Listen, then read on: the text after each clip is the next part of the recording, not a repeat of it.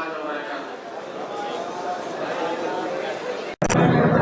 الحمد لله وحده والصلاة والسلام على من لا نبي بعده وبعد فأعوذ بالله من الشيطان الرجيم بسم الله الرحمن الرحيم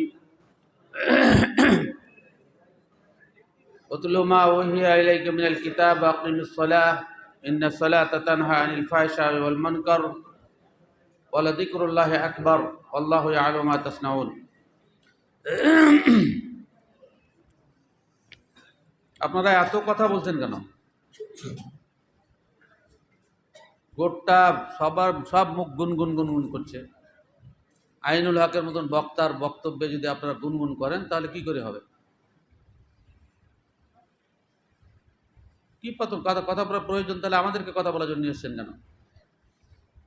যখন একজন কথা বলবে সকলকে চুপ করে শুনতে হবে, বিশেষ করে কোরআন ও সহিহ সুন্নাহর কথা। একটাও কথা বলবেন না, কারণ এটা আল্লাহ তাআলার অর্ডার।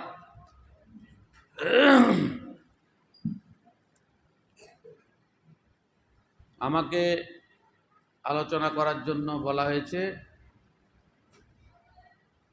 কি ঘুরিয়ে ফিরে লিখেছে বুঝতে পারছি না। ইবাদতের মূল হচ্ছে সালাত না কি বলছে? ইবাদত ভাষাটা কিন্তু খুব সাজাতে পারেনি। আর একবার রিপিট করেন হুজুর। ভাষাটা আপনার দান না অন্য কাউরে? যাবতীয় ইবাদত কবুলের মানদণ্ডই হচ্ছে সালাত। যাবতীয় ইবাদত কবুলের মানদণ্ডই হচ্ছে সালাত। অর্থাৎ সালাত শুদ্ধ না হলে কোনো ইবাদত কবুল হবে না, তাই তো?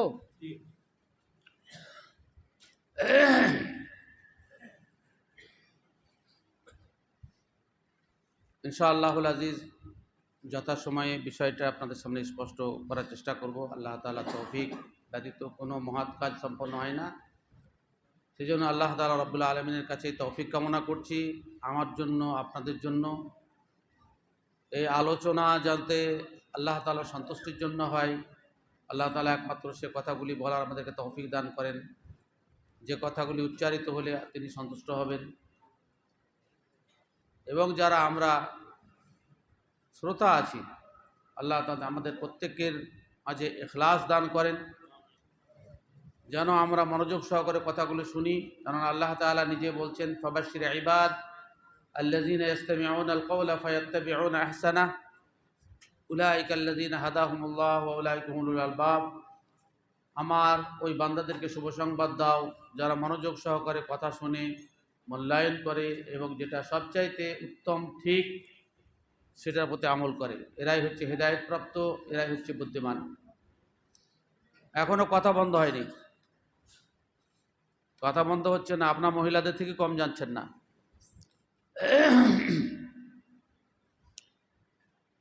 সালাত শব্দের আবিধানিক অর্থ হচ্ছে প্রার্থনা, দোয়া। আমরা বলি আল্লাহুম্মা সাল্লি আলা মুহাম্মাদিন, আল্লাহ তুই মুহাম্মাদের প্রতি দোয়া রহমত বর্ষণ করো।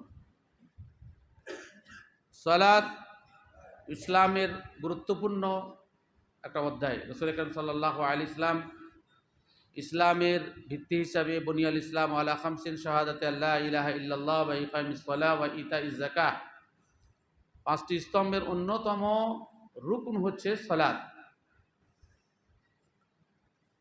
অপর একটা হাদিসে রাসূল আকরাম সাল্লাল্লাহু আলাইহি ওয়াসাল্লাম বলছেন, আস-সালাতু ইমাদুদ্দিন মান আকামাহা ফাকাদ আকামাদ-দ্বীন ওয়া মান তারাকাহা ফাকাদ হাদামাদ-দ্বীন।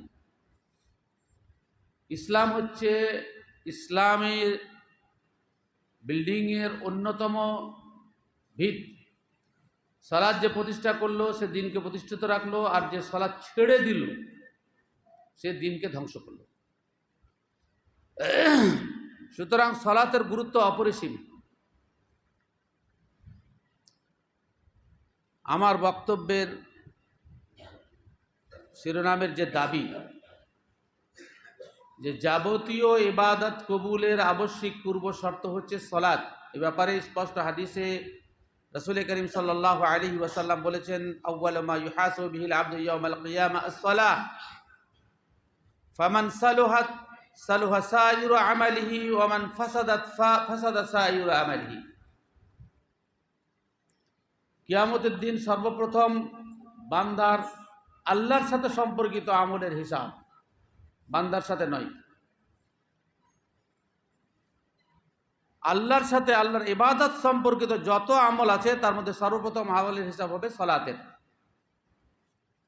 বান্দার হক সম্পর্কিত নয়, বান্দার হকের অন্য হিসাব হবে। কোনো ব্যক্তি যদি সালাত শুদ্ধ থাকে, সে যদি পার পেয়ে যায়, বাকি আমলগুলো পার হয়ে যাবে। আর যদি সেখানে পার না হতে পারে, বাকি আমলগুলো বেকার। এটা হাদিসের স্পষ্ট ভাষা।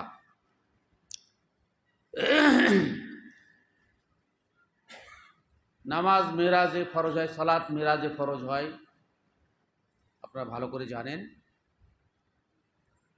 সালাত এমন একটি ইবাদত যা কোনো সময়ের জন্যই ছাড় নেই, যতক্ষণ পর্যন্ত আপনার সেন্স আছে, হুঁশ আছে, কোনো অবস্থাতে ছাড় নেই সালাতের। পারলে দাঁড়িয়ে পড়তে হবে, না পারলে বসে পড়তে হবে, না পারলে শুয়ে পড়তে হবে, না পারলে ইশারায় পড়তে হবে, কোনো অবস্থাতেই ছাড় নেই। পানি না থাকলে অপবিত্র অবস্থায় পড়তে হবে, গোসল না করতে হলে তায়াম্মুম করে পড়তে হবে, কোনো অবস্থাতেই সালাতের ছাড় নেই। সেই বুখারীতে যে হাদিস বর্ণিত হয়েছে, রাসূল কারীম সাল্লাল্লাহু আলাইহি ওয়াসাল্লাম সাহাবায়ে কেরাম বলছেন যে কানা আসহাবুন নবী সাল্লাল্লাহু আলাইহি ওয়াসাল্লাম লা ইয়ারাউনা তারকাল আমাল কুফরান গায়রা সালাহ। সাহাবায়ে কেরাম, ইসলামের বহু গুরুত্বপূর্ণ ইবাদত আছে, হজ আছে, সিয়াম আছে, যাকাত আছে, এত গুরুত্বপূর্ণ ইবাদতের কোনটাকে ছেড়ে দিলে মানুষ কাফের হয়ে যাবে এটা তারা মনে করতেন না। অপরাধী হবে এটা মনে করতেন, কিন্তু কোনো একটা রুকন ছেড়ে দিলে সে ব্যক্তি কাফের হয়ে যাবে এ কথা বিশ্বাস করতেন না। গায়রাস সালাহ, সালাত ব্যতীত। ফামান তারাকাহা ফাকাদ কাফার, ফামান তারাকাহা ওয়া মান তারাকাহা ফাকাদ আশরাক। হাদিসে এই ধরনের ভাষা ব্যবহার হয়েছে। কোনো ব্যক্তি যদি সালাত ছেড়ে দেয়, কোনো ব্যক্তি সালাত যদি অস্বীকার করে, এরকম বিভিন্ন ভাষা আছে, সে ব্যক্তি কাফের হয়ে যাবে। সালাত কোনো অভিভাবককে আল্লাহ রাসূল সাল্লাল্লাহু আলাইহি ওয়াসাল্লাম তার ছেলেদেরকে মারার, অন্য কোনো রুকন ত্যাগ করার ব্যাপারে মারার কোনো নির্দেশ দেননি, কিন্তু সালাত ত্যাগ করলে মারার নির্দেশ দিয়েছেন, যদিও আমরা মারি না। সেই মুসলিমের হাদিসে রাসূল আকরাম সাল্লাল্লাহু আলাইহি ওয়াসাল্লাম বলছেন, মুরু আওলাদাকুম বিস-সালাহ ওয়া হুম আবনাউ 7 সিনিন ওয়াজরিবুহুম আলাইহা ওয়া হুম আবনাউ 10 সিনিন ওয়া ফাররিকু বাইনাহুম ফিল মাযাজি। তোমাদের সন্তান যখন 7 বছর বয়স হবে তখন তাদেরকে সালাতের আদেশ করো। 10 বছর বয়সে সালাত না পড়লে তাদেরকে পিটুন দাও। ওয়া ফাররিকু বাইনাহুম ফিল মাযাজি। এবং তোমাদের পুরুষ সন্তান কিংবা নারী সন্তান তাদেরকে একই শয্যায় শয়ন করতে দিও না। তাদের যেহেতু তখন সেন্স চলে আসে, 10 বছর বয়সে পৃথক শয্যায় শয়ন করতে দাও, আলাদা আলাদা বিছানায় শুতে দাও। এই হাদিস থেকে স্পষ্ট যে আল্লাহ রাসূল সাল্লাল্লাহু আলাইহি ওয়াসাল্লাম ছেলেদেরকে অন্য কোনো অপরাধের কারণে মারার নির্দেশ দেননি, কিন্তু সালাত অনাদায়ের জন্য আল্লাহ রাসূল সাল্লাল্লাহু আলাইহি ওয়াসাল্লাম মারতে নির্দেশ দিয়েছেন। অনুরূপভাবে কোরআন মাজিদে আল্লাহ রাব্বুল আলামিন অভিভাবকদেরকে পরিষ্কার ভাবে বলছেন, ওয়া'মুর আহলাকা বিস-সালাহ ওয়াসতাবির আলাইহা, ওয়া'মুর আহলাকা বিস-সালাহ ওয়াসতাবির আলাইহা। তুমি তোমার পরিবারের সদস্যদেরকে সালাতের আদেশ দাও, নামাজের আদেশ দাও, আর এর উপরে অবিচল থাকো। ওয়াসতাবির আলাইহার মানে হচ্ছে তোমাকে নিজেকে বেঁধে রাখো। অর্থ হচ্ছে যে একদিন সালাতের অর্ডার দিলাম আর দ্বিতীয় দিন দিব না, 5 দিন দিলাম, সপ্তাহে দিলাম আর দিব না, তা নয়, কন্টিনিউ দিতে থাকো। সালাতের জন্য আদেশ সব সময় দিতে থাকো। ওয়াসতাবির আলাইহার মানে কি? ওয়াসতাবির আলাইহা, এর উপর অবিচল থাকো। রাসূল কারীম সাল্লাল্লাহু আলাইহি ওয়াসাল্লামকে আল্লাহ তাআলা নির্দেশ দিচ্ছেন সূরা হুদে, উতলু মা উহিয়া ইলাইকা মিনাল কিতাব ওয়া আকিমিস সালাহ ইন্নাস সালাতা তানহা আনিল ফাহশাই ওয়াল মুনকার ওয়া লাযিকরুল্লাহি আকবার। হে নবী, আপনার উপরে যে কোরআন মাজিদ অবতীর্ণ করা হচ্ছে আপনি যেটা তেলাওয়াত করবেন, পড়বেন। মুমিনদের একটা বৈশিষ্ট্য হচ্ছে কোরআন তেলাওয়াত করা, যদি আমরা পড়ি না, বাড়িতে রাখা থাকলেও পড়ি না। আলেম হোক কিংবা সাধারণ মানুষ হোক, আমাদের কোরআন তেলাওয়াতের ব্যাপারটা অত্যন্ত আমাদের কাছে গুরুত্বহীন হয়ে গেছে। আমরা কোরআন তেলাওয়াত করি না। রাসূল কারীম সাল্লাল্লাহু আলাইহি ওয়াসাল্লামকে আল্লাহ তাআলা স্পেশালভাবে নির্দেশ দিয়েছেন, উতলু মা উহিয়া ইলাইকা মিনাল কিতাব। আল কোরআনের যে সমস্ত আয়াত আপনার কাছে অবতীর্ণ করা হচ্ছে আপনি সেগুলো তেলাওয়াত করুন। ইয়াতলুনা আনা আল-লাইলি ওয়া আনা আন-নাহার। মুমিনদের একটা বৈশিষ্ট্য বলা হয়েছে, রাত ও দিন তারা কোরআন তেলাওয়াত করে। ওয়া আকিমিস সালাহ, আপনি সালাত প্রতিষ্ঠা করুন। ইন্নাস সালাতা তানহা আনিল ফাহশাই ওয়াল মুনকার ওয়া লাযিকরুল্লাহি আকবার। নিশ্চয় সালাত একজন মানুষকে অশ্লীলতা এবং নির্লজ্জ কুকর্ম সমূহ হতে মানুষকে দূরে রাখে। কেমন করে দূরে রাখে? আমাদের মাঝে বহু মানুষ সালাত আদায় করে হারাম খায়, সালাত আদায় করে বেপরদা হয়ে চলে নারী পুরুষ নির্বিশেষে, সালাত আদায় করে মিথ্যা কথা বলে, সালাত আদায় করে ঝঞ্ঝট ঝামেলা করে, সালাত আদায় করে আরো বহু বহু কাজ করে, হারাম খায়, হারাম উপার্জন করে, মুসল্লি।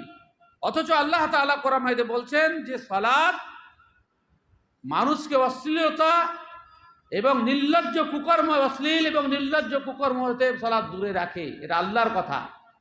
ইন্নাস সালাতা তানহা আনিল ফাহশাই ওয়াল মুনকার। আর তারপরে এর কারণ ব্যাখ্যা করতে গিয়ে আল্লাহ তাআলা বলছেন ওয়ালা যিকরুল্লাহি আকবার। যিকরুল্লাহ বলতে আল্লাহ তাআলা এখানে সালাতকে বুঝিয়েছেন। বলছেন আল্লাহ তাআলা যত রকমের ইবাদত আছে তার মধ্যে সালাত হচ্ছে সবচাইতে বড় ইবাদত, আকবার। আর সেজন্য এই সালাত আদায় করার আগে আমরা যে আজান দিই সেখানে প্রথম থেকে আল্লাহু আকবার আল্লাহু আকবার শুরু হয়। আজান থেকে রুকুতে যাওয়ার সময় আল্লাহু আকবার, সিজদা যাওয়ার সময় সিজদা থেকে উঠতে আল্লাহু আকবার। সালাত হচ্ছে সর্বশ্রেষ্ঠ ইবাদত, সর্বশ্রেষ্ঠ ইবাদত। এই সালাত আপনি জানেন যে একটা মানুষ বয়সপ্রাপ্ত হওয়ার সঙ্গে সঙ্গে তার উপরে বাধ্যতামূলক হয়ে যায়, যা মৃত্যু পর্যন্ত তার কোনো অবস্থাতেই ছাড় নেই। আল্লাহ তাআলা কোরআন মাজিদে সূরা হিজরে নবী মুহাম্মদ সাল্লাল্লাহু আলাইহি ওয়াসাল্লামকে বলছেন ওয়া'বুদ রাব্বাকা হাত্তা ইয়াতিয়াকাল ইয়াকিন। আপনার মৃত্যু আসা পর্যন্ত আপনি ইবাদত করে যান। রাসূল কারীম সাল্লাল্লাহু আলাইহি ওয়াসাল্লাম যখন মৃত্যুশয্যায় শায়িত 63 বছর বয়সে, আপনারা জানেন যে রাসূল কারীম সাল্লাল্লাহু আলাইহি ওয়াসাল্লাম যতবার উঠার চেষ্টা করেছেন বেহুশ হয়ে গেছেন, কিন্তু যখনই হুঁশ হয়েছে তখনই তিনি এই কথাই উচ্চারণ করেছেন আস-সালাত ওয়া মা মালাকাত আইমানুকুম, আস-সালাত ওয়া মা মালাকাত আইমানুকুম। তোমরা আমার কাছে ওসিয়ত গ্রহণ করো যে তোমরা সালাত কোনো সময় ছাড়বে না এবং তোমাদের অধীনস্থ ব্যক্তি যারা থাকবে তাদের সাথে সদ্ব্যবহার করবে। এখানে স্ত্রীকে বোঝানো হয়েছে, স্ত্রীকে বোঝা মা মালাকাত আইমানুকুম, কেননা আমরা ডান হাতের উপার্জন ধরে আমাদের স্ত্রীকে নিয়েছি, তাদের অধিকার তাদের সাথে ব্যবহার সুনিশ্চিত করবে। আস-সালাত ওয়া মা মালাকাত আইমানুকুম। এর দ্বারা দাস প্রথা কোনদিন দাসে সে দাসীদেরকেও বোঝানো হয়েছে ওয়া মা মালাকাত আইমানুকুম।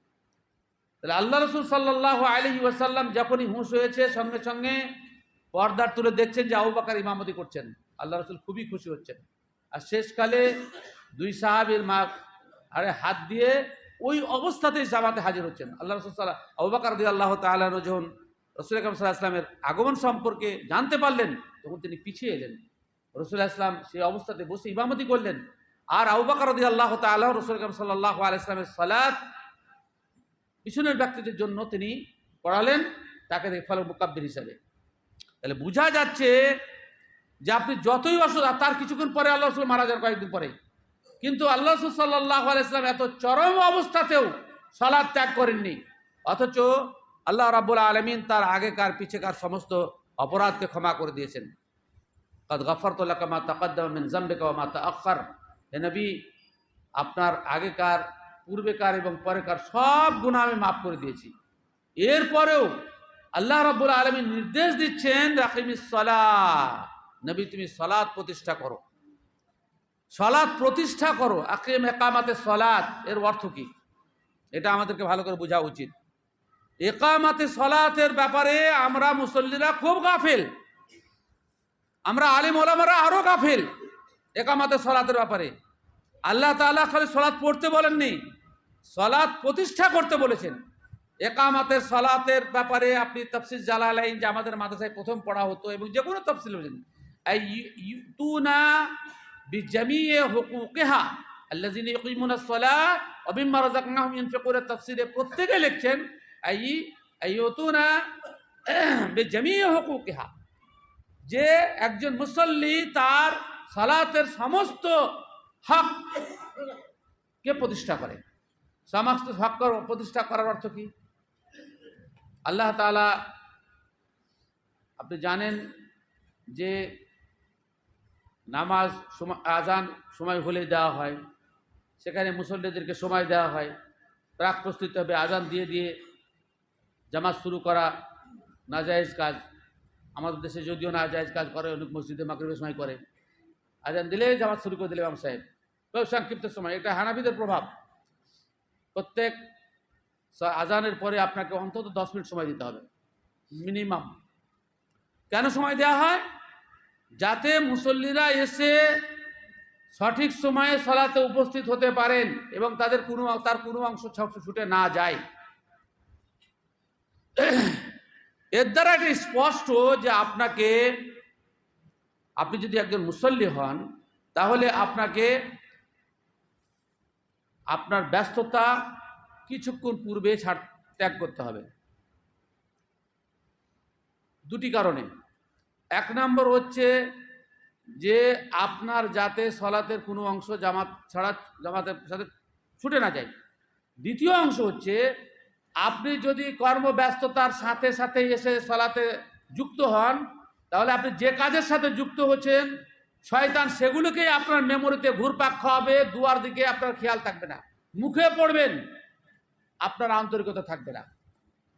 এ কথা ব্যাপকভাবে আমাদের দেশে বক্তারা বলে থাকেন, রসিকতা করে বলে থাকেন যে ইমাম সাহেব নামাজে ভুল করেছে, কেউ সুবহানাল্লাহ বলেনি। তো একজন ব্যবসায়ী বলছে যে আপনি নামাজে 1 রাকাত ছেড়ে দিয়েছেন।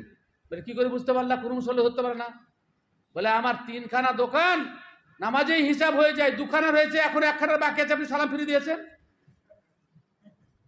এই কথাটা হয়তো রসিকতার সাথে বা কোনো দিক থেকে বলেছে, যাই হোক, কিন্তু আমরা প্রত্যেকেই জানি যে আমরা যদি একবারে জামাতের শেষ মুহূর্ত পর্যন্ত কোনো কাজের সাথে যুক্ত হই তাহলে সেই কথাগুলোই সালাতের মাধ্যমে আমাদের মনে ঘুরপাক খায়, ধোয়াতে মন লাগে না, ইমাম সাহেব কি করাত বলে বুঝতে পারি না, এদিকে নামাজ সালাত শেষ হয়ে যায়। সেজন্য ইউকিমুনাস সালাতের অর্থ হচ্ছে যে আপনাকে সালাত প্রতিষ্ঠা করতে হলে অন্তত 20 মিনিট পূর্বে সালাতের গুরুত্ব দিয়ে আপনি সে কাজটা বন্ধ রাখবেন। বিশেষ করে জুমার দিনের জন্য অন্তত পক্ষে আপনি জুমার দিনে যদি খুবই কাজ হন তো জুমার পূর্বে আপনি আধ ঘন্টা ঘুমিয়ে নেন, যাতে আপনি খুতবা ভালো করে শুনতে পারেন। এগুলো আল্লাহ তাআলার সামনে দরবারে এসে আপনি যে সচেতন, আপনি যে কনসাস, আল্লাহকে আপনি সন্তুষ্ট করতে চান, এটা তার লক্ষণ। আমরা জুমার মসজিদে খুতবা হয়, গুরুত্বপূর্ণ খুতবা হয়, আর বেশিরভাগ মুসল্লি ঘুমায়। বেশিরভাগ মুসল্লি ঘুমায়। কেন ঘুমায়? যে ও শেষ মুহূর্ত পর্যন্ত দুনিয়ার কাজ করেছে, শরীর বিশ্রাম পায়নি, এখন একটু সুযোগ পেয়েছে আর ঘুম চলে আসছে। আর তারপরে শয়তানের তো কিছু কারনামা আছেই, মাথায় হাত বোলায়, বক্তব্য শুনতে হবে না, দিনই কথা শুনতে হবে না, ঘুমিয়ে যা। আমাদের শেখ আব্দুল হাই যে কথা বলছেন যে যাবতীয় ইবাদতের মূল হচ্ছে সালাহ, সেই মূল জিনিসটাই যদি আমরা গাফিল হই, অন্যান্য জিনিসে গুরুত্ব দিই, তাহলে আমাদের ঈমান, আখলাক, আদাত বা অন্য কিছু কি করে ঠিক হবে? 1 নম্বর কথা। 2 নম্বর কথা, সালাত যেহেতু খুব গুরুত্বপূর্ণ ইবাদত, সেজন্য আল্লাহ তাআলা এর ব্যাপারে স্পেশাল আয়াত অবতীর্ণ করেছেন। আয়াতের নতুন ব্যাখ্যা আপনাদেরকে শোনাচ্ছি, যদিও অন্য কোনো আলেম শুনিয়ে থাকতে পারেন। ইয়া আইয়ুহাল্লাযীনা আমানু লা তাকরাবুস সালাতা ওয়া আনতুম সুকারা হাত্তা তা'লামু মা তাকুলুন। হে ইমানদারগণ, এই আয়াত অবতীর্ণ হওয়ার কারণ হচ্ছে যে মদ নিষিদ্ধ হওয়ার পূর্বে সাহাবায়ে কেরামদের কেউ কেউ মদ পান করে মসজিদে চলে আসতেন, এসে সলাতে মানে উল্টাপাল্টা কিছু করতেন। আল্লাহ তাআলা আয়াত অবতীর্ণ করলেন যে হে ইমানদারগণ, তখনও মদ নিষিদ্ধ হয়নি, এটা সেকেন্ড স্টেজের কথা, যে মদ পান করে মসজিদে শোনা, লা তাকরাবুস সালাত হাত্তা তা'লামু, এই ভাষাটা হচ্ছে হাত্তা তা'লামু মা তাকুলু, যতক্ষণ পর্যন্ত তুমি আল্লাহকে কি বলছো তুমি সেটা না জানছো। তো এই যতক্ষণ তুমি আল্লাহকে কি বলছো এটা না জানছো, শুধু মধ্য ব্যক্তির জন্য খাস না সকল মুসল্লিদের জন্য খাস? আমি সলাতে আসলাম, আল্লাহকে কি বললাম কিছুই পাত্তা পেলাম না, এই সলাতের মূল্য কি হলো? আল্লাহ তাআলা কোরআন মাজিদে পরিষ্কার ভাষায় বলেছে, সহিহ মুসলিমের আল্লাহ তাআলা হাদিসে কুদসিতে বলেছে, সহিহ মুসলিমের হাদিস, যে কাসসামতু সালাতা বাইনি ওয়া বাইনা আবদি, আমি সূরা ফাতিহাকে আমি এবং আমার বান্দার মধ্যে ভাগ করে দিয়েছি। বান্দা অর্ধেকটা কিছু প্রশংসা করে আর অর্ধেকটা আমার কাছে কিছু চাই। আলহামদুলিল্লাহ রাব্বিল আলামিন, আমি ওই আল্লাহর সামনে দাঁড়িয়েছি যিনি বিশ্ব প্রধানের প্রতিপালক, আর রহমানুর রহিম, যিনি সারা পৃথিবীর সমস্ত অধিবাসীদের জন্য দয়ালু, আর রহিম, যিনি পরকালে মুমিনদের জন্য অত্যন্ত দয়াবান। মালিক ইয়াউমিদ্দিন, আমি যে আমল করছি শেষ বিচারের দিনে এর হিসাব আমাকে দিতে হবে।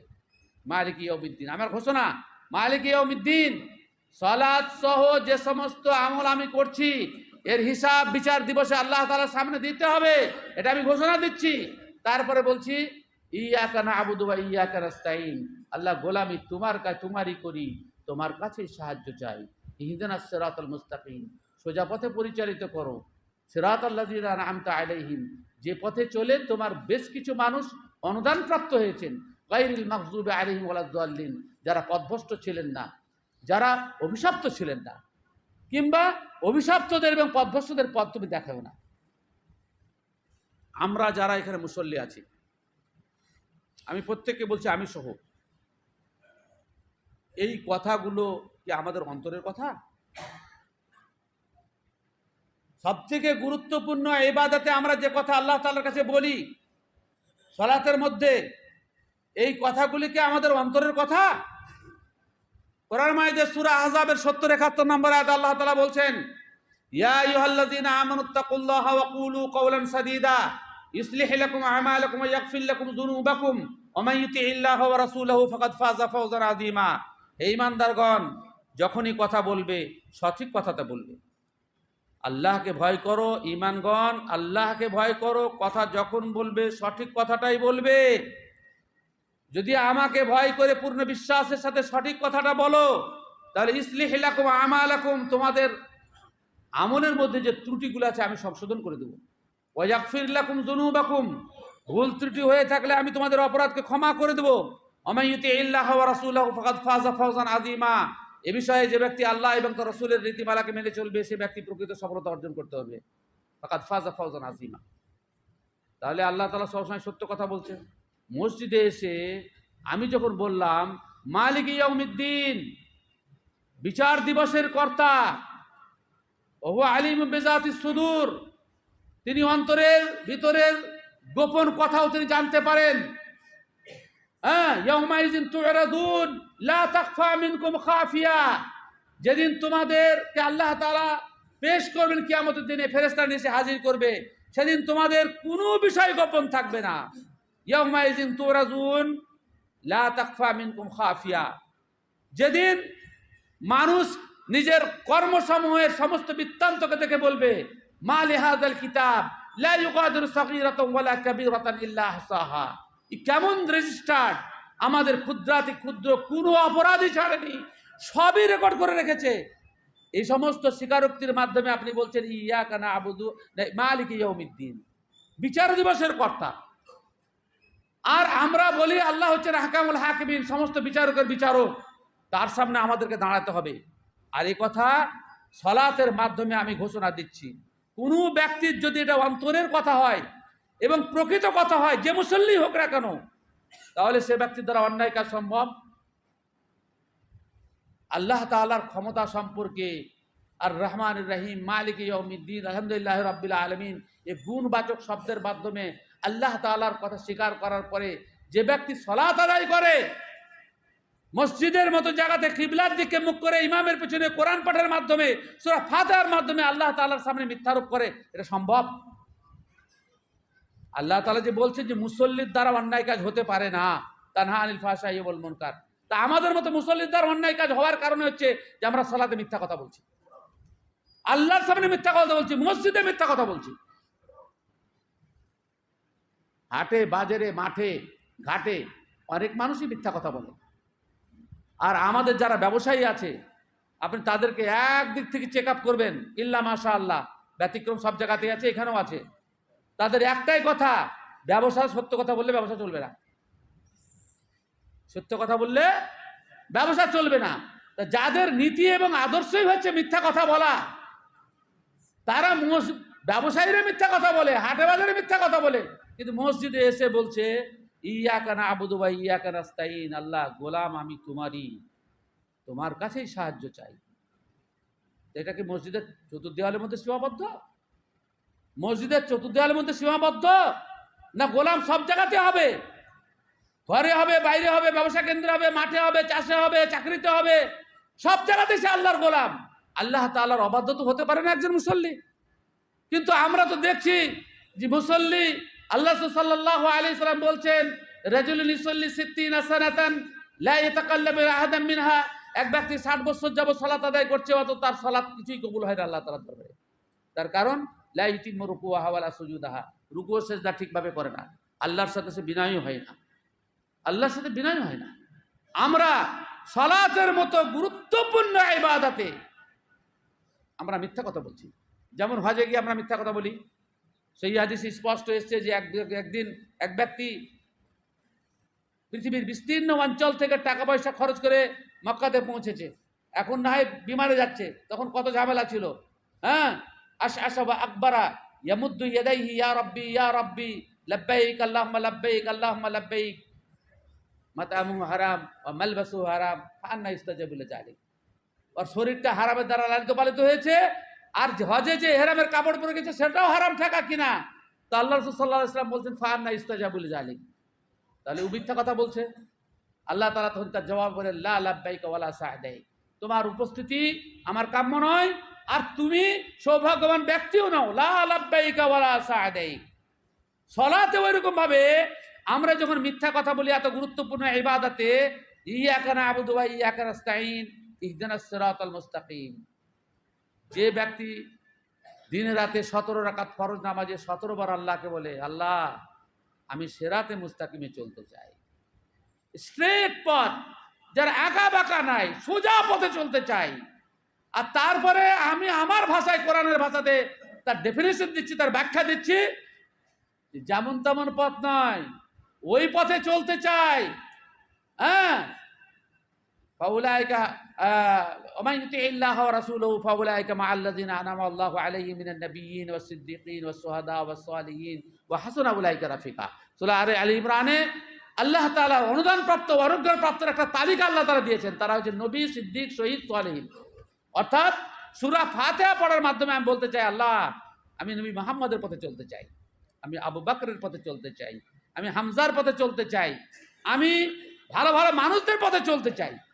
যে মানুষ 17 রাকাত ফরজ নামাজে নফল আরো সব বাদ দিলাম, যেহেতু সূরা ফাতিহা পড়া বাধ্যতামূলক, ডাইরেক্ট কিংবা ইনডাইরেক্ট, আহলে হাদিসরা তো ডাইরেক্ট পড়ে আর হানাফিরা ইনডাইরেক্ট পড়ে, ইক্তাদাই তো বেহাজাল ইমাম, ইমাম যা বল, ইমামের যা কথা আমারও তাই কথা, মানে সবাই আমরা বলি যে আল্লাহ তুমি আমাকে আবু বকর, ওমর, ওসমান, আলী, নবী মুহাম্মদ এবং শহীদদের পথে পরিচালিত করো। মেয়েরাও বলে, ছেলেরাও বলে, আপনি জেনে বলেন আর না জেনেই বলেন, আমরা বেশিরভাগই জানি সূরা ফাতিহার অনেকের মানে অনন্ত অসীম প্রেমময় তুমি, বিচারদিনের স্বামী, যত গুণগান হেচির মহান তোমারই অন্তর্যামী। হ্যাঁ, এই যে কথাগুলোকে আমরা সত্য কথা বলি। যে মানুষ 17 বার ইকরার করে, আল্লাহ তাআলার সামনে কথা দেয়, কোথায়? রাসূল আকরাম সাল্লাল্লাহু আলাইহি ওয়াসাল্লামের ভাষা হচ্ছে অনুযায়ী পৃথিবীর সেরা জায়গা হচ্ছে মসজিদ। আহাব্বুল বিলাদি ইলাল্লাহি মাসাজিদুহা ওয়া আবগাযুহা ইলাল্লাহি তাআলা আসওয়াকুহা। পৃথিবীর সেরা জায়গা হচ্ছে মসজিদ, আর সেই মসজিদে সিরা ইবাদত সালাতের মাধ্যমে কিবলার দিকে মুখ করে বলছে সোজা পথে চলতে চায়। আর যেমনই মসজিদের বাইরে গেল তোমার বাঁকা ছাড়া সোজা চলন নাই, তাহলে সালাত কবুল হয় না। আল্লাহ বলছেন যে সালাত প্রতিষ্ঠাকারী ব্যক্তির অশ্লীলতা থাকতে পারে না, নির্লজ্জ কুকর্ম সালাত মুসল্লি করতে পারে না। তাহলে আমরা কেমন মুসল্লি যে আমাদের জীবন এত গুরুত্বপূর্ণ ইবাদতে আমাদের কোনো পরিবর্তন হচ্ছে না? মিথ্যাচারের একটা সীমা থাকা উচিত। যদি টুপি দাড়িওয়ালা সমাজের নির্বাচিত ব্যক্তিরাই এত মিথ্যা কথা বলে আল্লাহর সামনে, তাহলে পাবলিকের কি অবস্থা হবে বুঝতেই পারছেন। যারা মসজিদে আসে না, যারা ক্যারাম খেলে, লুডো খেলে, তাস খেলে, যারা জুয়া খেলে, যারা মদ খায়, তাদের কাছে কি আপনি সততার কি করে আশা করতে পারেন? এত বড় গুরুত্বপূর্ণ ইবাদতে আমাদের মিথ্যাচারের একটা সীমা থাকা উচিত। আর এতে ইমাম সাহেব, মৌলানা সাহেবও সামিল আছে। আপনি খালি পাবলিককে বলছি না, যারা এই সমস্ত কাজ করে তাদের জীবনে তার প্রতিফলন ঘটে না, আমরা সকলেই কিন্তু এই অপরাধের সাথে জড়িত। আর একটা মিথ্যা কথা বলি, একদম ডাহা মিথ্যা। এগুলো হয়তো বুঝতে পারলেন না, তার একটা বুঝতে পারবে না। সালাতের সব থেকে গুরুত্বপূর্ণ শর্ত হচ্ছে সালাতে ঢোকার জন্য আল্লাহু আকবার। সেই হাদিস সময় বলছে যে সালাতের গুরুত্বপূর্ণ দুটি রুকুন, তাকবীর ওয়া তাহরিম ওয়া তাহলিল ওয়া তাসলিম। আল্লাহু আকবার বলে সালাতে ঢুকলে দুনিয়ার সব হারাম হয়ে যায়, আর ওখান থেকে বেরোতে হলে আসসালামু আলাইকুম বলতে হয়। মানে প্রথমটা তো সহজে বুঝাইছি যে আল্লাহর প্রশংসা করে ঢুকতে হচ্ছে, কিন্তু দ্বিতীয়টা কি বলে ঢুকছি বা বাইরে রয়েছি? ইমাম সাহেব বলছেন নিজের পাশের লোককে, সমস্ত মুসল্লিকে, আসসালামু আলাইকুম ওয়া রাহমাতুল্লাহ। হে আমার ডান পাশের মুসল্লিগণ, তোমরা সমস্ত দিক থেকে যাতে নিরাপদে থাকো, আল্লাহর অনুগ্রহ যে তোমাদের উপর হয়। বাম পারের লোককে বলছে, হে সমস্ত মুসল্লিগণ, আপনারা যেন ঝঞ্ঝাট মুক্ত থাকেন, কোনো প্রকার বালা মুসিবত, ফিতনা ফাসাদ যদি আপনাদের উপর না হয়, আল্লাহর শান্তি আপনার বর্ষিত হোক। শুধু ইমাম সাহেব নয়, প্রত্যেকটা মুসল্লিকে বলতে হয়। আর পাশের লোকটাকে আসসালামু আলাইকুম ওয়া রাহমাতুল্লাহ। রোজ ঝগড়া করে হচ্ছে ভাই, নামাজে এসে তোর জন্য দোয়া করছেন, তো বাইরে রোজ যায় না ঝগড়া হচ্ছে। যে লোকটা পাশের লোকের জন্য ইবাদতের মাধ্যমে শান্তি কামনা করে, সে বাড়িকে ঝগড়া করতে পারে? কথাটা সত্য না সত্য নয়? না আমরা জানি না, আসসালামু জানি না। আমাদের মুসলিম সোসাইটিতে ঝামেলা কেন হবে? যে ব্যক্তি মুসল্লি পড়ে সে ঝামেলা করতে পারে?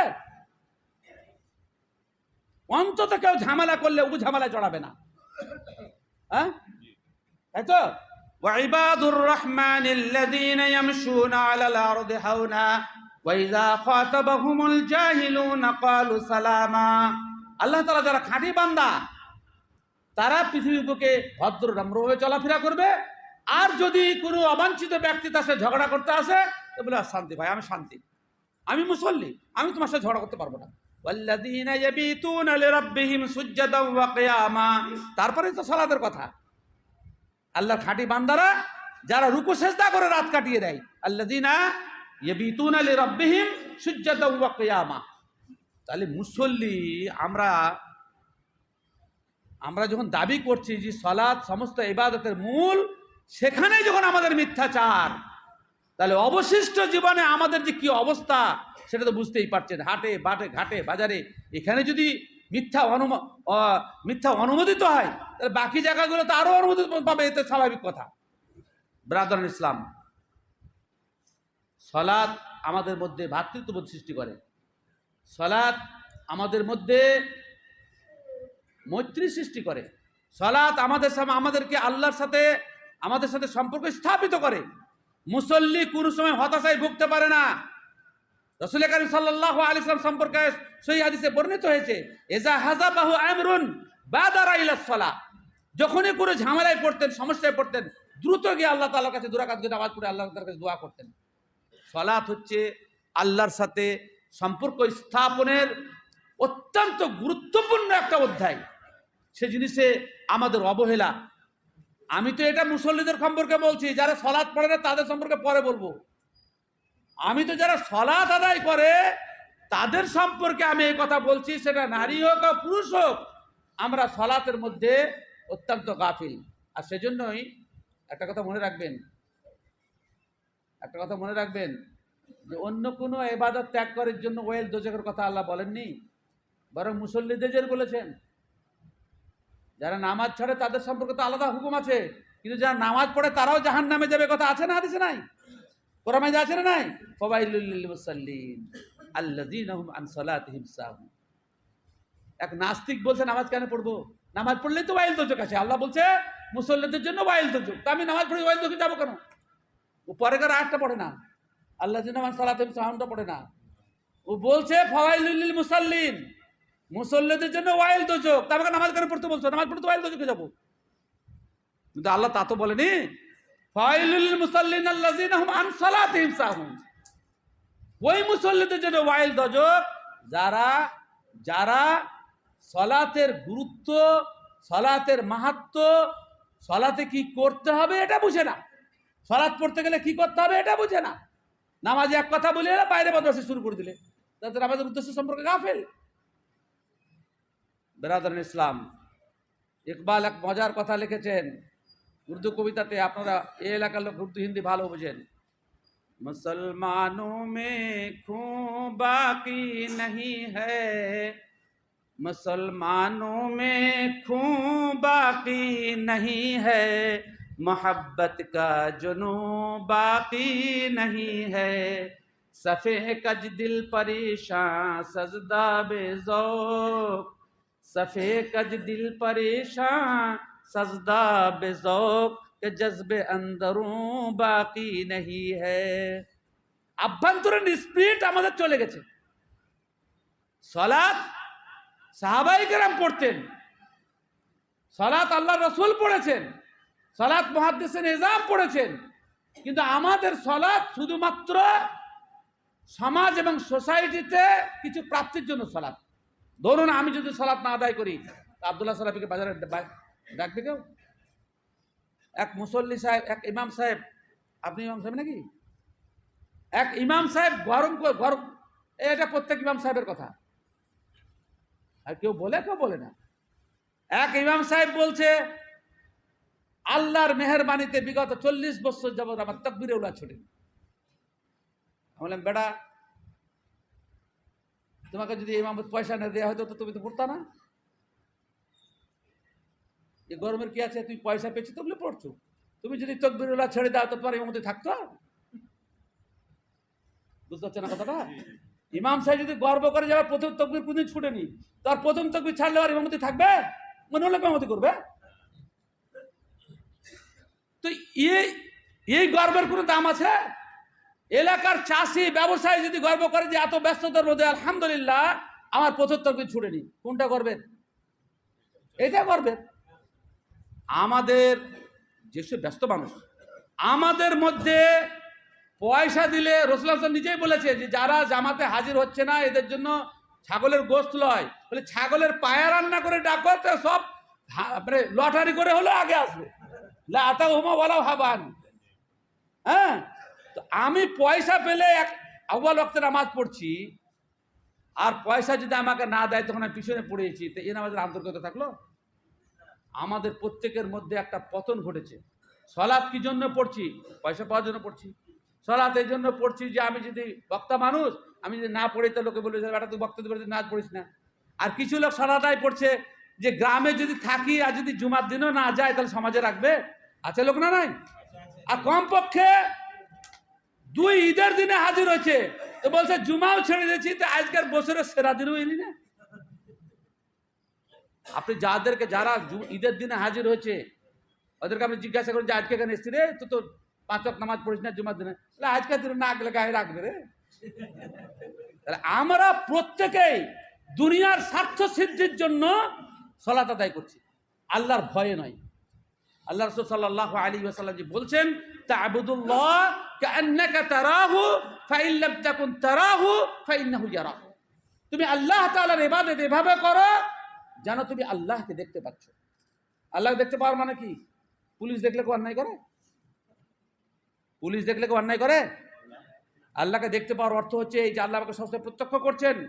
আমি যেখানেই থাকি না কেন, ওয়া হুয়া মাআকুম আইনামা কুনতুম, তুমি যেখানেই থাকো না আল্লাহ প্রত্যক্ষ করছেন।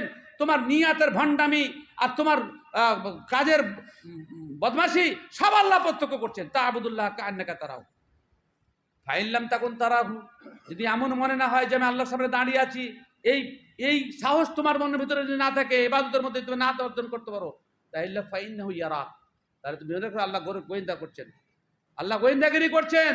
তিনি হচ্ছেন রাকিব, তিনি হচ্ছেন রাকিব, সেন দৃষ্টি রেখেছেন। কলকাতা শিয়ালদাতে আপনি ঢুকতে যাবেন বা হাওড়াতে ঢুকতে যাবেন, বড় বড় অক্ষর লিখেছে beware, you are being watch, সাবধান, তোমাকে লক্ষ্য করা হচ্ছে, ক্যামেরার ফলো করছে, পুলিশ আছে, তুমি চলাফেরা আচরণ করো না। আমি যদি আল্লাহকে দেখতে না পাচ্ছি, আল্লাহর সামনে আমি দাঁড়িয়ে আছি, এরকম ভাবনা যদি আমার না হয়, তো আল্লাহ আমাকে দেখতে পাচ্ছেন, আল্লাহর মিশনারি অ্যাক্টিভ আছে, আমি কোন নিয়তে আসছি, কেমন আমার অঙ্গ প্রত্যঙ্গ, কিসের জন্য মসজিদে আসি, এটা আল্লাহ তাআলা ধরতে পারবেন না? এটা আল্লাহ তাআলা ধরতে পারবেন না? আল্লাহ রাসূল সাল্লাল্লাহু আলাইহি ওয়াসাল্লাম পরিষ্কার ভাষায় বলছেন, ইবাদতে তোমার এতটাই যোগ্যতা অর্জন করা উচিত যে আল্লাহ তোমার, আল্লাহর সামনে তুমি দাঁড়িয়ে আছো, ভয়ে প্রকম্পিত হচ্ছ। কিন্তু যদি তোমার মধ্যে এই ক্যাপাসিটি না হয়, তাহলে অন্তত মনে করো যে তিনি তোমাকে প্রত্যক্ষ করছেন, যে কোন দিক থেকে তোমাকে দেখছেন। অত্যন্ত বেদনাদায়ক কথা যে আমরা মুসল্লিদের মধ্যে সালাতের যে অগ্রপশ্চাতের যে সমস্ত বিধিবিধান আছে, এগুলো যদি আমরা মেনে চলতাম, তাহলে সমাজে অন্তত প্রত্যেকটা গ্রামের একটা ইউনিটি, একটা ঐক্যবদ্ধ কমিউনিটি, তার সংখ্যা 10 জন হতে পারে, 20 জন হতে পারে, 50 জন হতে পারে। সব মানুষের খারাপ লোক আছে, কিন্তু না, আমাদের মুসল্লিদের মধ্যে ঐক্য নেই। যে সালাত আমাদেরকে ঐক্যবদ্ধ থাকার সবক শেখাতে না পারে, আপনি চিন্তা পারেন সালাতে কত বড় গুরুত্বপূর্ণ। রাসূল কারীম সাল্লাল্লাহু আলাইহি ওয়াসাল্লাম বলছেন, ইমামের আগে মাথা উঠাবে না, সহিহ বুখারী হাদিস, লা তাসবিকুল ইমামা বিররুকুই ওয়ালা বিসসুজুদি ওয়ালা বিলিনসিরাফি ওয়ালা বিলিনসিরাফ, ইমামের আগে রুকু করবে না, সেজদাও করবে না, সালামও ফিরাবে না। তারপর রাসূল সাল্লাল্লাহু আলাইহি ওয়াসাল্লাম বলছেন, যে ব্যক্তি ইমামের আগে মাথা উঠায়, আসাল্লাহু আইয়ুহাব্বিলা রাসাহু রাসা হিমার, এটা খুবই সম্ভব যে আল্লাহ তাআলা তার মাথাটাকে গাধার মাথার সাথে বদল করে দেবেন। মুহাদ্দিসিনে কেরামের ব্যাখ্যা দিচ্ছেন, এর ব্যাখ্যা দিচ্ছেন দু প্রকার। সেই বুখারী হাদিস, এটা মুহাদ্দিসিনে ব্যাখ্যা দিচ্ছেন দু প্রকার, যে ইমামের আগে মাথা তুললো আর সালাত বাতিল, তাহলে গাধার মতন কাজ করলো, গাধার মতন কাজ করলো। ইমামের আগে মাথা যে তুলবে তার নামাজ বাতিল। ইমাম আল্লাহু আকবার বলে গোটা সোজা হবে, তারপরে মুসল্লিকে উঠতে হবে। যে ব্যক্তি ইমামের আগে মাথা তুললো তার সালাত বাতিল, তাহলে মাথা তুললে আপনি কি করলো? আর এ কথাও ব্যাখ্যা করেছেন যে আল্লাহ তাআলার পক্ষে খুবই সম্ভব যে মানুষের মাথাটাকে গাধার মাথার সাথে বদল করে দেবেন, এটা আল্লাহর পক্ষে অসম্ভব নয়। আপনি যে সমস্ত মিসকাত রাশিদ ইয়াপে দিল্লি থেকে ছাপা হয়েছে, আপনি তার টিকায় দেখবেন, এটা পরিষ্কার লিখেছে যে একজন মুহাদ্দিস বললেন যে এটা মানুষের মাথা গাধার মাথার সাথে বদল হয়ে যাবে, এটা কি করে সম্ভব? আমি করেই দেখবো কেমন করে মানুষের মাথা গাধার মাথার সাথে হয়। মিসকাতের টিকায় লেখা আছে, এখন যে মিসকাত থাকে পুরাতন মিসকাত নিয়ে এসে পড়ে দেখিয়েছে। তারপরে তখন বলছে উনি ইমামের আগে মাথাটা উঠিয়ে, আল্লাহর কি হুকুম, আর মাথাটা গাধার মাথার সাথে বদল হয়ে গেল। কিন্তু উনি তো শিক্ষক, ওনার ছাত্রপাত্র ছিল, লজ্জাতে মেয়ে ছেলেদের যেমন পর্দার আড়াল থেকে পড়ায়, ওইরকম ছাত্রদেরকে পর্দার আড়াল করতে ভিতরে পড়াতেন। পুরাতন ছাত্ররা ঘোষণাটা জানতেন, কিন্তু নতুন ছাত্ররা বলছেন যে আমরা এমন ওস্তাদেরকে পড়ছি, তার চেহারা, উনি পুরুষ মানুষ, তার চেহারা দেখার আমাদের অধিকার নাই, কেন তিনি পর্দা করছেন? অনেক পিড়াপিড়ি করার পরে যখন ছেলেরা ছাড়লো না নাছর বান্দা, তখন পর্দাটাকে হটিয়ে দেখছেন যে ওস্তাদের গোটা শরীর তো মানুষ, কিন্তু মাথাটা গাধার মাথা। তখন মুহাদ্দিস সাহেব বলছেন যে আল্লাহ রাসূল সাল্লাল্লাহু আলাইহি ওয়াসাল্লামের কোনো হাদিসকে, কোরআনের কোনো আয়াতকে কোনো সময়ের জন্য অসম্ভব হতে পারে না। এটা কি করে সম্ভব? এই ধরনের ভাষা তোমরা ব্যবহার করবে না। আমি যখন রাসূল সাল্লাল্লাহু আলাইহি ওয়াসাল্লামের হাদিস পড়লাম, আসাল্লাহু আইয়ুহাব্বিলা রাসাহু রাসা হিমার, এটা খুবই সম্ভব যে আল্লাহ তাআলা মানুষের, যে ব্যক্তি ইমামের আগে রুকু সিজদা করছে তার মাথাটাকে গাধার মাথার সাথে বদল করে দেবেন। ফাস্তাবআদতুহু, আমি এটাকে অসম্ভব ভাবলাম আর করে ফেললাম, তারপরে এই অবস্থা দেখছো। ব্রাদার ইসলাম, ইমামের আগে মাথা তোলা এত বড় অপরাধ? তার মানে একজন নেতা মেনে চলতে হবে, ও আল্লাহ আকবার ওঠার আগে আপনি মাথা উঠতে পারবেন না। আজকে আমাদের নেতা মানার এটা তো ট্রেনিং দিচ্ছে আল্লাহ তাআলা। মুসাল্লা সালাতের মাধ্যমে মুসলিম জাতিকে একই নেতার নেতৃত্বে ঐক্যবদ্ধ থাকতে হবে, এটা তার শিক্ষা। কিন্তু যে ইমামকে রাখছি সে ইমামের বিরুদ্ধে 4টে মোড়ল, ওর কথা মানে না, নামাজে মাথা তুলতে হবে না। আর বাইরে মানে এখানে তো আমাদের খবরদারি না, এখানে তো আল্লাহ তাআলার খবরদারি নাই। ওখানে বলেছে আমার মাথা নামাজ হবে না, এইখানে ইমামের বিরুদ্ধে ষড়যন্ত্র আর কথা মানে না। বেটা তোমাকে টাকা দিচ্ছি, তোমার কথা শুনবো? যত বুদ্ধি তো আমাদের, টাকা তো তোমার আমাদের দিচ্ছি, আমার কথা শুনতে হবে। এই যদি সমাজের অবস্থা হয়, গুরুত্বপূর্ণ ইবাদতের জন্য নেতা আর তুচ্ছ দুনিয়ার জন্য ওরা নেতা, সেখানে ইমামের কথা মানে না। তাহলে আমাদেরকে নামাজ যেখানে সাইজ করতে পারলো না, বাইরে গিয়ে আর কোন অনুশাসনের মাধ্যমে আমরা সাইজ হই? সমাজ যদি অনুশাসিত হয় তাহলে সালাতের মাধ্যমেই হবে, সালাতের সিস্টেম মেনে হবে। রাসূল আকরাম সাল্লাল্লাহু আলাইহি ওয়াসাল্লাম পরিষ্কার বলছেন, লাইন বাঁকা হলে অন্তর বাঁকা হয়ে যাবে। আকিমুস সুফুফাকুম আও লা ইউখালিফান্নাল্লাহু বাইনা উজুহিকুম আও ফি কুলুবিকুম, হাদিসে দুর্বল রয়েছে। লাইন অবশ্যই সোজা করো, লাইন অবশ্যই সোজা করো, না হলে আল্লাহ তাআলা তোমাদের মধ্যে বিভেদ সৃষ্টি করে দিবেন। আবুল হাসান আলী মিয়া নাদবী হানাফিদের লোক, যিনি কিরাতুর রাশেদা কয়েক খণ্ড লিখেছেন, আরো সমস্ত কিরাতুর বই লিখেছেন। উনার একটা বই আছে ইসলাম এট দি ক্রস রোডের, না, উনার একটা বই আছে ইসলামকে মাজাহির জিন্দেগি। এই বইয়ে তিনি লিখছেন যে কোন জাতির বাহ্যিক কোনো জিনিস, অন্তর থেকে নয়, বাহ্যিক কোনো জিনিস গ্রহণ করলে এদের অন্তরের মধ্যে আল্লাহ তাআলা বিভেদ সৃষ্টি করবে, অন্তরটাকে খারাপ করে দেবে। বাহ্যিক জিনিস করলেন গ্রহণ, প্রভাব পড়লো অন্তরে, নিয়ে এই হাদিসটাকে নিয়ে এসছেন। হাদিসটাকে নিয়ে এসছেন যে লাইন সোজা হলে তাহলে অন্তর বাঁকা কেন হবে? বুখারীর হাদিস, আকিমুস সুফুফাকুম আও লা ইউখালিফান্নাল্লাহু বাইনা উজুহিকুম, লাইন সোজা করো, না হলে তোমাদের মধ্যে আল্লাহ তাআলা দ্বন্দ্ব লাগিয়ে দিবেন। আমরা লাইন সোজা করি না। সাফে কাজ দিল পরিশা সাজদা বেজৌক কে জজবে আন্দরু বাকি নেই হ্যায়। তারপরে উনি মজার উদাহরণ দিয়েছেন, খুব মজার উদাহরণ, ভালো করে শুনেন যুবকেরা। বলে আমরা তো অন্তর ঠিক আছে, একটা পোশাক পরলাম তো কি হলো? না, কোন জাতির বাহ্যিক কোন জিনিসের অনুকরণ আপনার অন্তরকে গুমরাহ করার জন্য যথেষ্ট। এত ফার্স্ট ক্লাস উদাহরণ দিয়েছেন। উনি উদাহরণ দিয়েছেন অন্য প্রেক্ষাপটে, আমি আমার লোকাল প্রেক্ষাপটে আপনাকে সেই উদাহরণটা বোঝাবার চেষ্টা করছি। যেমন ধরেন, আপনাদের কাটিয়ার হাওড়া এক্সপ্রেসে আপনি চাপলেন, ট্রেনে কাটিয়ার হাওড়া এক্সপ্রেসে চাপলেন, চেপে আপনার সাথে কেউ নাই, আপনার কাছে ব্যবসায়ী, আপনার কাছে টাকা পয়সা আছে। আপনি পাশের লোকটাকে জিজ্ঞাসা করছেন, হিন্দু মানুষ, মুসলমান না, আপনি খুঁজে পেলেন না, হিন্দু মানুষ, কোথায় যাবেন ভাই? তো বলছে হাওড়া যাব। বলে আমিও তো হাওড়া যাব, যা ভালো হয়েছে, একই স্টেশনে নামবো, একটু মিল হলো, তো আপনি নরম হয়ে গেলেন তার প্রতি। তারপরে গল্প শুরু করলেন, গল্প শুরু করবো কী করতে হাওড়া যাবেন? বলে হাওড়া হাটে রেডিমেড কাপড় কিনতে যাওয়ার ব্যবসা আছে। ও হয়তো ডাকাত ছদ্মবেশে বলছে, আপনাকে হয়তো ফাঁকার জন্যই বলছে। আপনি বলে তাহলে তো আমরা এক জাত ভাই, আমারও রেডিমেডের দোকান আছে। এই দুটো জিনিসে মেল হলো, তা আপনার কথা অন্তর গলতে গলতে এক পর্যায়ে গল্প করতে করতে করতে আরো যদি কিছু মিলে যায় বাহ্যিক, শেষকালে আপনি ব্যাগটাকে রেখে দিলেন, ভাই বাথরুম থেকে আসছে। দেখিয়েন এত বিশ্বস্ততা জন্মে গেল আপনার, শুধু এক স্টেশনে নামবে, এক ব্যবসা, এবং আরো কিছু যদি মিল থাকে তা আপনি গলে গেলেন। হয় না? এগুলো হয় না? হয়। যে সমস্ত অমুসলিমরা, হিন্দুরা কাশী বিশ্বনাথ, কাশী হিজরত করে গেছে মোক্ষ লাভের জন্য, এদেশ ছেড়ে গিয়ে কাশীতে পড়ে আছে, এরা কট্টরপন্থী হিন্দু না স্বাভাবিক হিন্দু? কট্টরপন্থী হিন্দু।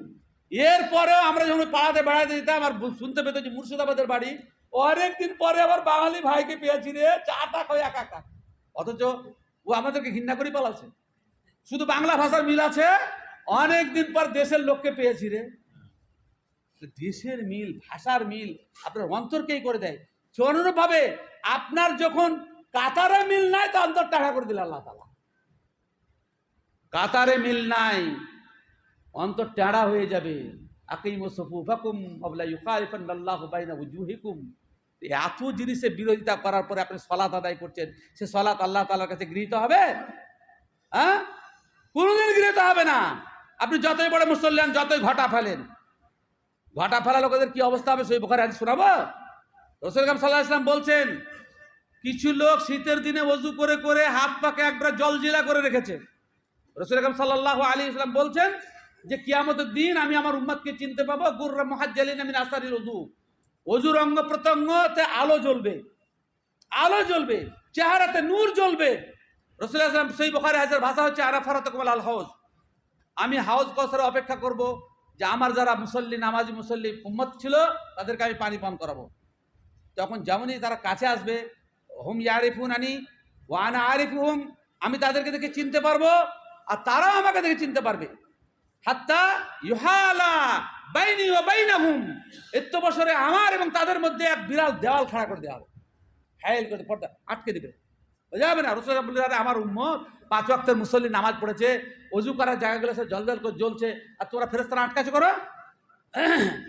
তখন ফেরেশতারা বলবে ইন্নাকা লা তাদরি ইয়া মুহাম্মদ, মুহাম্মদ সাল্লাল্লাহু আলাইহি ওয়াসাল্লাম আপনি জানেন না, মা আহদাসু বা'দাক, আপনার পরে কি কি ফিতনা সৃষ্টি করেছে। আপনার মতো সালাত আদায় করেনি, সাল্লু কামা রাআইতুমুনি উসাল্লি, কত রকম ফিতনা সৃষ্টি করেছে, নিত্য নতুন ভাবনা আবিষ্কার করেছে। আল্লাহ রাসূল সাল্লাল্লাহু আলাইহি সাল্লাম বলবেন তখন যাদেরকে দেখে পানি পান করার জন্য আগ্রহ প্রকাশ করছিলেন তাদেরকে বলবেন সুহবান সুহবান লিমান গায়্যারা বাদি, দূরে যাও, দূর হটো, দূর হটো, যারা আমার পরে ইবাদতে পরিবর্তন করেছো, চলন ফিরনে পরিবর্তন করেছো, বিদআত সৃষ্টি করেছো, তারা সব দূরে হটে যাও। সুতরাং বুঝতে পারা যাচ্ছে যে সালাতের মতো গুরুত্বপূর্ণ ইবাদত আল্লাহ তাআলাকে সামনে রেখে তার জন্য আকিমিস সালাত লিযিকরি, আমাকে স্মরণ করার জন্য সালাত আদায় করো। সালাতের যাবতীয় হক এবং অধিকার আপনাকে প্রতিষ্ঠা করতে হবে। ইবাদত কবুলের জন্য আবশ্যিক পূর্ব শর্ত হচ্ছে হালাল ইনকাম। হারাম ইনকাম করে সালাত আপনার কবুল হবে না, হবে না, হবে না। ইন্নাল্লাহ আমারাল মুরসালিন বিমা, ইন্না আল্লাহ আমারাল মুমিনিন বিমা আমারা বিহিল মুরসালিন। রাসূল আকরাম সাল্লাল্লাহু আলাইহি ওয়াসাল্লাম বলছেন মুমিনদেরকে একই নির্দেশ দিয়েছেন যে নির্দেশ রাসূলদেরকে দিয়েছেন। ইয়া আইয়ুহার রাসূল কুলু মিনাত তাইয়্যিবাত ওয়া আমালু সালিহা, হে রাসূলগণ তোমরা আমার ইবাদত করতে হলে আগে হালাল খাও তারপর ইবাদত করো। আর মুমিনদেরকে বলছেন ইয়া আইয়ুহাল্লাযিনা কুলু মিন তাইয়্যিবাতি মা রাযাকনাকুম ওয়া আমালু সালিহা, হালাল রুজি খাও তারপর ইবাদত করো। সুতরাং হারাম সন্দেহযুক্ত ভেজালে ইবাদত করে সালাত আদায় করলে সে সালাত আল্লাহ তাআলার কাছে করা হবে না। এবার যেহেতু কিছুক্ষণ সময় আছে, সালাত যারা আদায় করে না তাদের কথা শুনেন। ওটা আপনার স্ত্রীও হতে পারে, আপনার বেটাও হতে পারে, আপনার প্রতিবেশী হতে পারে। তারা কি আদৌ মুসলিম? তারা কি আদৌ মুসলিম? না, মুসলিম নয়। কারণ সালাত হচ্ছে গুরুত্বপূর্ণ ইবাদত, ঘরের মিডল পিলার। সাইডের হলে যা হতে হতো, মিডল পিলার, গোটা ছাদ ধসে পড়ে যাবে। আসসালাতু ইমাদুদ্দিন, মান আকামাহা ফাকাদ আকামাদ্দিন ওয়া মান তারাকাহা ফাকাদ হাদামাদ্দিন। তারাকাহা বলেছে, আনকারাহা বলেনি। ছেড়ে দেওয়ার কথা বলেছে, অস্বীকার করার কথা বলেনি। হ্যাঁ, ভাষাটা আপনারা বুঝেন। আল্লাহ রাসূল বলছেন ছেড়ে দিয়েছে, বলে অস্বীকার তো করেনি, তা তো বলেনি আল্লাহ রাসূল। যে ব্যক্তি ছেড়ে দিয়েছে, মুসনাদ আহমদের একটা হাদিসে আছে ওয়া মান তারাকাহা ফাকাদ আশরাক, যে ব্যক্তি ছেড়ে দিলে সে মুশরিক হয়ে গেল। সুতরাং যারা সালাত আদায় করে না তারা আপনার ভাই নাই। ফাইন তাবু আকামুস সালাত ওয়া আতুজ যাকাত ফা ইখওয়ানুকুম ফিদ্দিন। সূরা তওবাতে আল্লাহ বলছেন যে তোমাদের দ্বীনি ভাই হওয়ার জন্য শর্ত হচ্ছে তারা সালাত প্রতিষ্ঠা করবে এবং যাকাত দিবে। কোনো ব্যক্তি যদি সালাত প্রতিষ্ঠা না করে তো সে ব্যক্তি আপনার দ্বীনি ভাই নয়। দেশীয় ভাই হতে পারে, দ্বীনি ভাই নয় আপনার। আপনার যে ছেলে হতে পারে, কিন্তু দ্বীনি সম্পর্ক রিশতা আপনার তার সাথে নাই। আল্লাহ তাআলা সালাত পরিত্যাগকারীদের সম্পর্কে যে ভাষা ব্যবহার করেছেন একটু পড়েন। ফাখালাফা মিন বাদিহিম খালফুন আযাউস সালাতা ওয়াত্তাবাউশ শাহাওয়াত ফাসাউফা ইয়ালকাউনা গায়্যা। আরে কথা কেন বলছেন গো আল্লাহ, শেষ তো করব নাকি? হ্যাঁ, আরে হলো 2-5 মিনিট এদিক ওদিক, তো এত শর্টকাট করছে কেন? সবাই কথা বলছে। আপনার আমার কানের মানে মানে কান ঠিক আছে, চোখ একটা আল্লাহ তাআলা জমা দিয়ে দিয়েছে। এখন একটা চোখে তো সবাইকে দেখতে পাচ্ছি, এর বিনিময়ে আল্লাহ তাআলার কাছে মজুরি আশা করি। কিন্তু কান একদম চাঙ্গা আছে আলহামদুলিল্লাহ। ফুসফাস করছেন কেন? আমি এত বকছি, ক্লান্ত হচ্ছে না? আপনার শুনতে ক্লান্ত হয়েছেন? বয়স যা হয়েছে, অসুখে অসুখে চ্যাংড়াও পড়া হয়ে যায়। আমি সেরকম হয়ে গেছি। 4 বার মোটরসাইকেল থেকে আষাঢ় খেয়েছি, একবার গাছ থেকে পড়ে গিয়ে পুরো 12 ঘন্টা অজ্ঞান ছিলাম। একবার গিয়ে 3 ঘন্টা অজ্ঞান ছিলাম। অবশ্যই এগুলো সব ছোটবেলাকার কথা। আর তারপরে তো 4বার মোটরসাইকেল 50 বছর পরে মোটরসাইকেল চালাতে গিয়ে 4বার আছাড় খেয়েছি, ভয়ঙ্কর ভয়ঙ্কর ভাবে। হ্যাঁ, আল্লাহ হাত ফাত ভেঙে দেয়নি, ওটা আল্লাহর দান। যেভাবে পড়েছিলাম কয়েক টুকরা হয়ে যাওয়া উচিত ছিল। যাক, ওটা বড় কথা নয়, যা ঘটেনি তা নিয়ে মাথা ব্যথা নাই। এখন তো ভালো আছি আলহামদুলিল্লাহ। আমি যে কথা বলতে চাচ্ছি সেটা হচ্ছে এই, যে যারা সালাত আদায় করেন না, ওলামায়ে কেরাম মেলা মতো প্রত্যক্ষ করেছেন, মালা বড় বড় বই লিখেছেন যে বেনামাজি বা সালাত পরিত্যাগকারী মুসলিম না, অমুসলিম, মুসলিম নয়। এ ব্যাপারে মত পার্থক্য আপনারা জানেন। কোন মৌলবী বলে কালেমা তো পড়েছে, কোন মৌলবী বলছে 2 ঈদ তো পড়ে, কোন মৌলবী জুমার দিন তো আসে। আপনি যে বিতর্কিত ব্যক্তি, এটা তো কোনো সন্দেহ আছে যে মৌলবীরা আপনাকে নিয়ে এত বিতর্ক করছে, আপনি বিতর্কিত ব্যক্তি, ভালো মানুষ? বেনামাজি বুঝতে পারে না যে আমাকে নিচ্ছেন এত ঝগড়া, তাহলে আমি ভালো মানুষ কি করে হলাম? অন্য হুকুম করে ছেড়েই দিলাম। বড় বড় মুহাদ্দিসরা আপনাকে কেন্দ্র করে এত ঝগড়া, এত বিতর্ক, তা আপনি বিতর্কিত মানুষ কিনা? বিতর্কিত মানুষ ভালো? এই সহজ সরল সত্যটা বুঝতে চাই না যে তোমাকে নিয়ে এত বিতর্ক, তা তুমি ভালো মানুষ কোত্থেকে হলে? বাকি থাকলো যে সঠিক বিষয় যেটা, সেটা হচ্ছে বেনামাজি মুসলিম নয়, বেনামাজি মুসলিম নয়। একটা হাদিসকে কেন্দ্র করে বিতর্ক হয়েছে, সেটা হচ্ছে একদিকে ওলামায়ে কেরাম 10টি কারণ তো 10টি কারণ চিহ্নিত করেন, যে ব্যাপারে মৌলবীদের দ্বিমত নাই, যে কালেমা নামাজ থাকা সত্ত্বেও 10টি কারণের কোনো একটি কারণ যদি কোনো মানুষের ঘটে, তো সে ব্যক্তি দেনান দেয়ান ইসলাম থেকে বেরিয়ে যাবে। নামাকে যে ইসলাম যাকে বলছে 10টি কারণ, পরবর্তীতে 18টা কারণ, আমি 10টা যেটা মানে মুতাকাদ্দিম ওলামারা চিহ্নিত করেন সেটাই বলছি। তার মধ্যে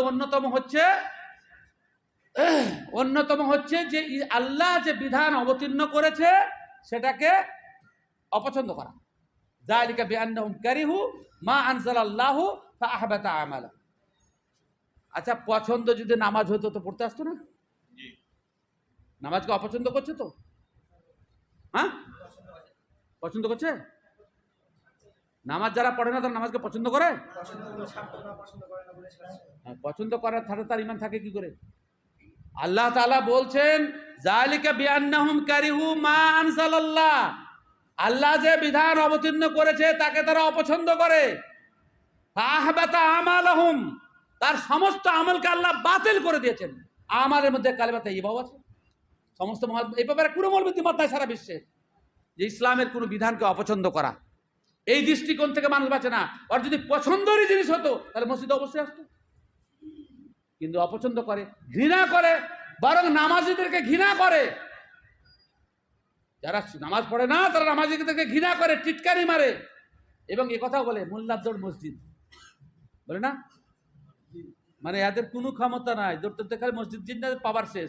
আর ওদের ক্ষমতা মেলায়, আর এমএলএ করে, এমপি করে, রাজনৈতিক ক্ষেত্রে আছে, পুলিশের সাথে কথা বলে, বিএসএফের সাথে কথা বলে, ওদের ক্ষমতা কত! আর মোল্লার দৌড় মসজিদ, মানে যারা নামাজ পড়ে তাদের কোনো পাওয়ারই নাই, অথচ এদের পাওয়ার আল্লাহ তাআলার কাছে সব থেকে বেশি। এদের কাছে পাওয়ার আল্লাহ তাআলার কাছে সব থেকে বেশি, আর তাদেরকে ক্ষমতাহীন ভাবে এরপরে ওরা মুসলমান থাকে? এরপরে মুসলমান থাকে? সুতরাং যারা বেনামাজি তারা আদৌ মুসলিম নয়। যখন বিতর্ক আছে, আমি এক পক্ষ অবলম্বন করতে পারি, যেটা আমি দলিল দিকটি ঠিক মনে করবো, তাহলে আমাকে খারাপ ভাববেন কেন? যখন ওলামায়ে কেরাম বিতর্ক করেছেন, কেউ বলছেন কাফের হয়ে যাবে, কেউ বলছে কাফের হয়নি, তাহলে আমি যদি কোনো পক্ষকে অবলম্বন করি তাহলে আমাকে কাফের বলবেন কেন? নাকি আমার পছন্দ হতেই পারে। ঘটনা হচ্ছে যে সাহাবায়ে কেরাম, সেই বুখারী হাদিস আপনাকে বলেছি যে কোনো আমলকে ছেড়ে দেওয়াটাকে কুফর মনে করতেন না, সালাত ছাড়া। আল্লাহ রাসূল সাল্লাল্লাহু আলাইহি ওয়াসাল্লামের যুগে 3 প্রকারের লোক ছিল। ভালো করে বুঝেন যারা নামাজ পড়েন না, বেনামাজি এখানে আছেন বলতে পারবো না, কিন্তু যারা আছেন ভালো বুঝেন। আল্লাহ রাসূল সাল্লাল্লাহু আলাইহি ওয়াসাল্লামের যুগে 3 প্রকার লোক ছিল। এক প্রকার পাক্কা কাফের, আবু জাহল আবুল আহাবের দল। এক প্রকার হচ্ছে পাক্কা মুসলমান, আবু বকর ওমরের দল। আর এক প্রকার লোক ছিল মুনাফিক। আর 4 প্রকার, চতুর্থ প্রকার লোক ছিল ইসলামকে কেন্দ্র করে, চতুর্থ প্রকার লোক ছিল কি গো আব্দুল হাই?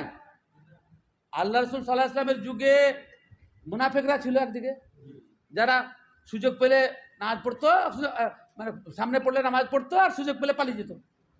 এতে বিশ্বাস ছিল না। এই এক প্রকার লোক ছিল। ভালো করে বুঝেন, দলিলের কথা জানি বুঝতে পারবেন না, আর মৌলবীরা ঘুরাই ফিরে আপনার মাথা খারাপ করে দেবে। আমি সহজ বলছি, সহজ হিসাব বলছি। আল্লাহ রাসূল সাল্লাল্লাহু আলাইহি ওয়াসাল্লামের যুগে তিন প্রকারের লোক ছিল। মুনাফিক ছিল, কাফের ছিল, আবু জাহল আবুল আহাবের দল, আর রাসূলুল্লাহ সাল্লাল্লাহু আলাইহি ওয়াসাল্লাম সাথীগণ ছিলেন। আমার প্রশ্ন যে চতুর্থ প্রকারের লোক ছিল, চতুর্থ লোক মানে তারা কাফেরও ছিল না, মুনাফিকও ছিল না, মুসলমান ছিল কিন্তু নামাজ পড়তো না, এরকম লোক ছিল।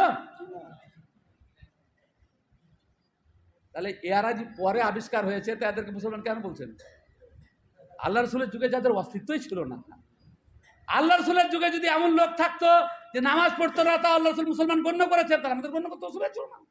আল্লাহ রসুলের যুগে এই কি বলবো, খারাপ ভাষা ব্যবহার করবো, এই মানে নরাধামদের অস্তিত্ব ছিল না, যে ওরা নামা মুনাফিকও ছিল না, কাফেরও ছিল না, খাঁটি মুসলিমও ছিল না, নামাজ ছেড়ে দিত, তাও আল্লাহ রসুল গণ্য করেছেন যারা মুসলিম। আমাকে দেখান একটা দলিল,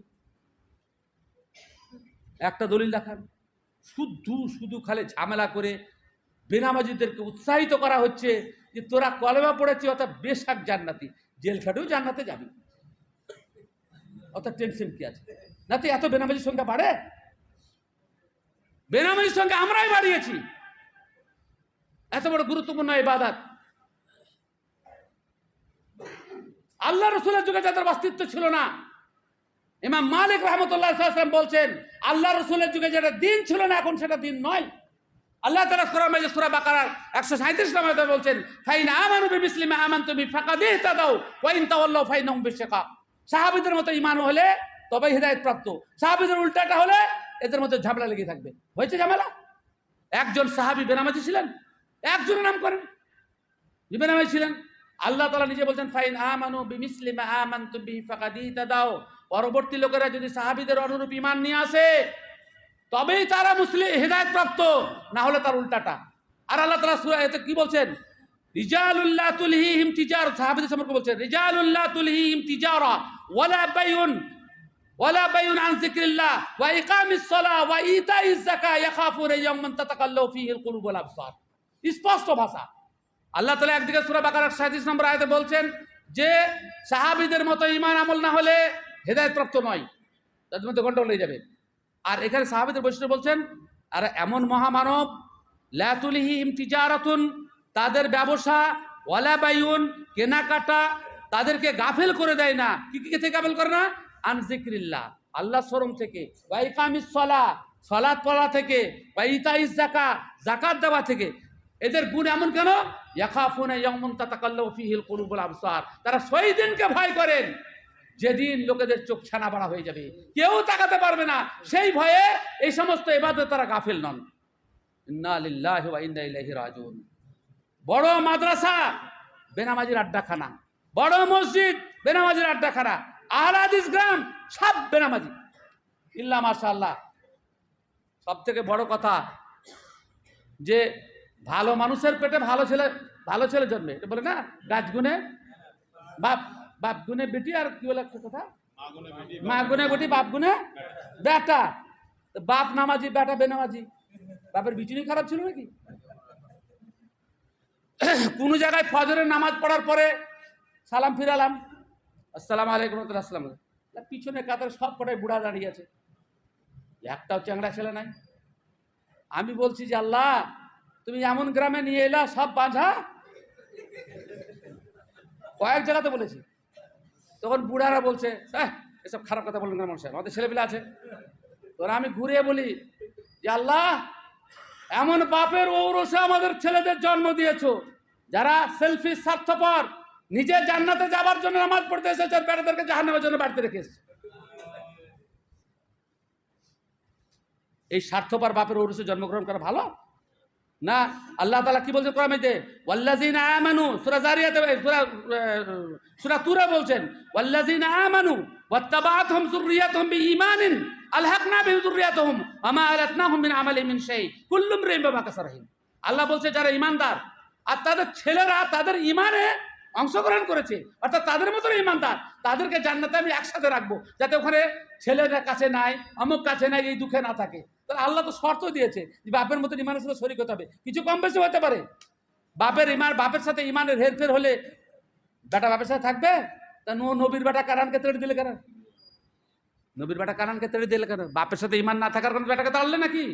আল্লাহ তাআলা পরিষ্কার ভাষায় বলছে তোর বেটাই লয়, তোর ওরসে জন্মিতে কি হলো? ইন্নাহু লাইসা মিন আহলিক ইন্নাহু আমালুন গায়রুস সালিহ। আরে নামাজিরা একটু হুঁশ করেন, আপনার বেটা জাহান্নামে যাবে, জান্নাতে থাকতে ভালো লাগবে? ভালো লাগবে জান্নাতে? আপনি যদি বেটা খেতে পায় না, তার বাপ ঝাঁটা খেয়েছে, তাও বেটাকে দিচ্ছে, বিটিকে দিচ্ছে।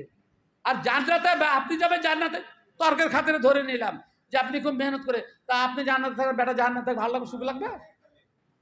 কোনদিন সুখ লাগবে না। সুতরাং হুঁশিয়ার ও সাবধান, আমরা সকলেই সালাতের মতো গুরুত্বপূর্ণ ইবাদতকে প্রতিষ্ঠা করার জন্য মেহনত চালাবো। গ্রামে যেন একজন বেনামাজি না থাকে। সরকার বাধা দিয়েছে, সরকার বাধা দিয়েছে, পশ্চিমবঙ্গ সরকার, ভারত সরকার বলেছে যে নাচ পড়াতে পারবে না, ছেলেকে শাসন করতে পারবে, বলেছে? বদমাশি সব। আমার ছেলেকে আমি শাসন করবো, আমার মতো বানাবো, সরকার বাধা দিয়েছে? বাধা দেয়নি।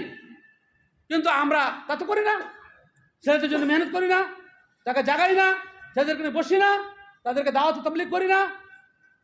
ছেলে আমার কোথায় রাত কাটাচ্ছে আমার হিসাব নাই, খালি জন্ম দিয়ে ছেড়ে দিয়েছে, মানে কি বলবো, কিসের মতো তাই হয়েছে অবস্থা।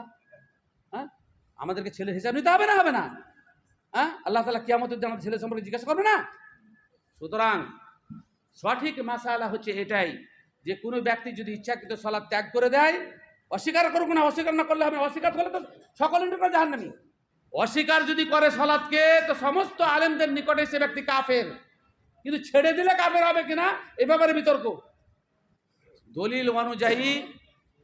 দলিল অনুযায়ী যারা সালাত ইচ্ছাকৃত ত্যাগ করে দেয় তারা মুসলমান নয়।